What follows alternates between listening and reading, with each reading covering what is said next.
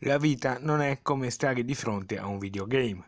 Dopo aver distrutto tutto, non si inizia di nuovo a giocare. Sono queste le parole del patriarca di Venezia, Monsignor Francesco Maraglia, intervenuto, come il prefetto e il sindaco della città lagunare, sul fenomeno delle baby gag che nei giorni scorsi hanno terrorizzato Venezia e Mestre. Un fenomeno che interpella la nostra società, che non può mettere in questione solo questi ragazzi che obiettivamente hanno sbagliato. La tematica deve essere portata a livello educativo, Il patriarca chiede una riflessione a 360 gradi. capire soprattutto quali soggetti della filiera educativa sono venuti meno.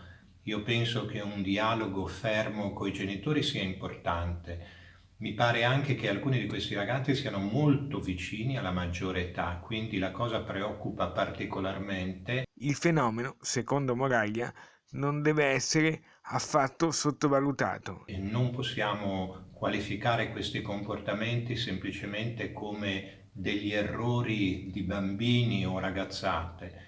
Quindi credo che la nostra società debba interpellarsi sul concetto di libertà. Ancora il patriarca. Credo anche che dobbiamo dare fiducia a questi ragazzi, ma dobbiamo soprattutto, innanzitutto, prima di tutto, responsabilizzarli.